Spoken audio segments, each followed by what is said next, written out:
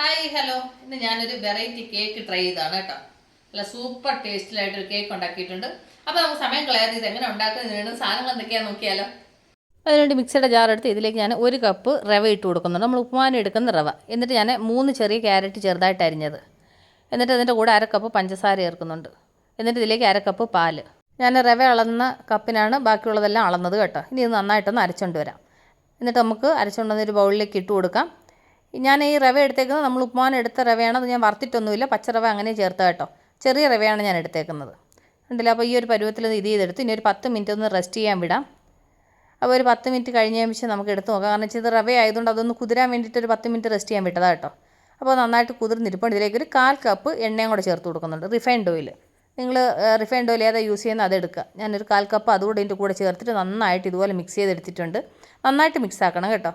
ഈ മിക്സിങ്ങിലാണ് ഇരിക്കുന്നത്. കാരണം വെച്ച് കഴിഞ്ഞാൽ മിക്സിങ് നമ്മൾ എത്ര നന്നായിട്ട് ചെയ്യുന്നു അതിനനുസരിച്ചിട്ട് കേക്ക് നന്നായിട്ട് വരും. എന്നിട്ട് ഇതിലേക്ക് 1 teaspoon baking powder, 1/2 teaspoon baking soda, 1/2 teaspoon ഏലക്കാപ്പൊടി, 1 പിഞ്ച് ഉപ്പ്, ഇത് ഇത്രയും കൂടെ ചേർത്ത് ഇനി നന്നായിട്ടൊന്ന് മിക്സ് ചെയ്യുക. നമ്മൾ ഇട്ട ബേക്കിംഗ് സോഡയും പൗഡറും ഇതെല്ലാം നന്നായിട്ട് മിക്സ് ആവണം. മിക്സ് ചെയ്ത് ആ ബാറ്ററിൻ്റെ കൂടെ നന്നായിട്ട് യോജിപ്പിക്കണം. ഉണ്ടല്ലോ. അപ്പോൾ നന്നായിട്ട് മിക്സ് ചെയ്ത് ഇതുപോലെ യോജിപ്പിച്ചെടുത്ത് ഒരു 5 മിനിറ്റ് നന്നായിട്ട് മിക്സ് ചെയ്യണം കേട്ടോ. കാരണം അത് മിക്സിങ്ങിലാണ്. കാരണം വെച്ചാൽ നമ്മൾ ഈ ബേക്കിംഗ് സോഡയും ബേക്കിംഗ് പൗഡറൊക്കെ നമ്മൾ ഇതിനകത്ത് മിക്സ് ചെയ്യുമ്പോൾ നന്നായിട്ട് അതിൻ്റെ കൂടെ ആ മാവിൻ്റെ കൂടെ മിക്സ് ആവണം. അപ്പോൾ നമ്മളുടെ ബാറ്റർ റെഡിയുണ്ട്. ഇനി നമുക്ക് ഇത് ബേക്ക് ചെയ്യാൻ വേണ്ടിയിട്ട് നിങ്ങളുടെ അടുത്ത് എന്താ ഉള്ളത് അതിനകത്ത് എടുക്കാം കേട്ടോ. ഈ ചിലയിടത്തൊക്കെ അലൂമിനിയത്തിൻ്റെ കേക്ക് ടീൻ ഉണ്ടാവുമല്ലോ, അതിനകത്ത് വെച്ചാലും മതി. ഇപ്പം എൻ്റെ അടുത്ത് ഇത് കേക്കിൻ്റെ ട്രേ ഉണ്ടായതുകൊണ്ടാണ് ഞാൻ ഇതെടുത്തത്. അപ്പോൾ അതെടുത്ത് അതിലേക്ക് ഞാൻ കുറച്ച് എണ്ണയൊന്ന് തൂത്തിട്ട് കുറച്ച് മൈദാപ്പൊടി ഇതുപോലെ ഒന്ന് പെതറി കൊടുക്കുന്നുണ്ട്. ആക്ച്വലി എൻ്റെ അടുത്ത് ബട്ടർ പേപ്പർ തീർന്നു, അല്ലെങ്കിൽ ഞാൻ ബട്ടർ പേപ്പർ ഇട്ടിട്ടായിരുന്നു ചെയ്യുന്നത്. അത് കഴിഞ്ഞിട്ട് ഞാൻ ഈ മിക്സിൻ്റെ കൂടെ ഒരു 1/2 ടീസ്പൂണ് വിനീഗറും കൂടെ ചേർത്ത് കൊടുക്കുന്നുണ്ട്. നമ്മൾ ആ വിനീഗർ കൂടെ ചേർത്തിട്ട് ഇതിൻ്റെ കൂടെ മിക്സ് ചെയ്യുമ്പം നമ്മൾ ആ ബേക്കിംഗ് സോഡയും ബേക്കിംഗ് പൗഡറും ഒക്കെ ചേർത്തിട്ടുണ്ട്.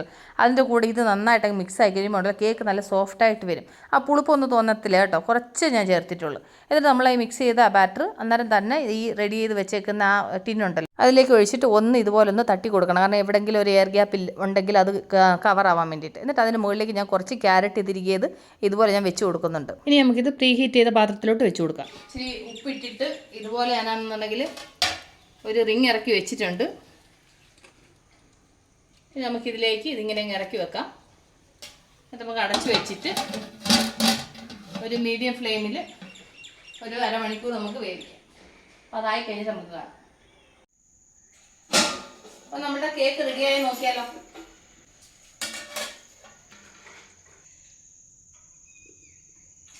ഉണ്ടല്ലേ, നന്നായിട്ട് വെന്തിട്ടുണ്ട്. അപ്പോൾ നമുക്ക് ആദ്യം ഇതിനകത്ത് നിന്ന് എടുക്കാം. അപ്പം ഇതെടുത്തിട്ടുണ്ട്. ഇനി നന്നായിട്ട് തണുക്കട്ടെ. അപ്പോൾ നമുക്കിതൊന്ന് തുറന്ന് വെക്കാം. അപ്പോൾ ഇത് വേഗം തണുത്ത് കിട്ടും. അപ്പോൾ കണ്ടില്ലേ, അപ്പോൾ നന്നായിട്ട് തണുക്ക് നല്ല സ്പോഞ്ച് പോലെ ഉണ്ട്. കണ്ടില്ലേ. അപ്പോൾ തണുത്ത് കഴിഞ്ഞ് നമുക്ക് മുറിക്കാം.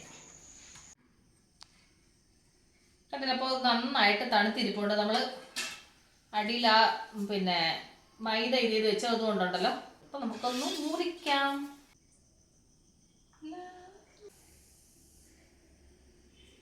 അപ്പോൾ കണ്ടല്ലോ, നല്ല സോഫ്റ്റായിട്ടുള്ള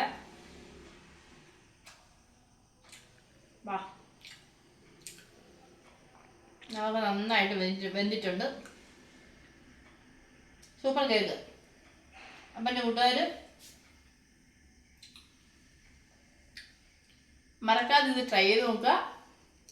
കുഞ്ഞുങ്ങൾക്ക് വലിയവർക്ക് എല്ലാവർക്കും ഇഷ്ടപ്പെടും. ചായ സമയത്തൊക്കെ ഒരു ഈവനിങ് സ്നാക്കായിട്ടൊക്കെ ഉണ്ടാക്കി കഴിഞ്ഞാൽ നല്ല ടേസ്റ്റാണ് കേട്ടോ.